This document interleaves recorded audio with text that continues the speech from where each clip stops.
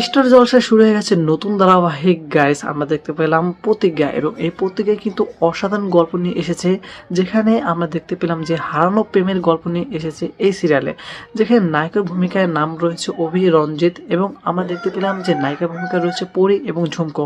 এই ঝুমকো কিন্তু গাইস আমরা দেখতে পেয়েছিলাম যে গৃহপ্রবেশে অসাধারণ অভিনয় করছে এবং দুই বোনের লিডে রয়েছে এই দুই নায়িকা, যেখানে ঝুমকো এবং পরি, অর্থাৎ এখানে কিন্তু পরির আরেকটি নাম রয়েছে ছুটি। এবং এই গল্পে আমরা দেখতে পেলাম যে ছুটি অর্থাৎ পরি সে কিন্তু ছোটবেলা হারিয়ে গিয়েছিল, সেখানে ঝুমকুর বাবা এনে তাকে কিন্তু লালন পালন করছে।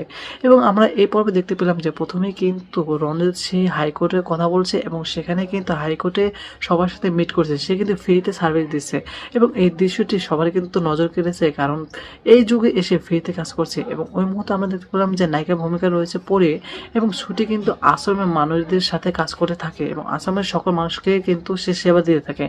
এবং আমরা গাইস এই পর্বে দেখতে পেলাম যে রণজিৎ যখন কাস্টমারদের সাথে কথা বলছে, সে কিন্তু ওই মুহূর্তে কিন্তু একটা প্রতিবাদমূলক কথা বলে এবং ওখানে গিয়ে কিন্তু আমরা দেখতে পাই পরি হাজির হয় এবং সেখানে কিন্তু রণজিতের সাথে দেখা হয়।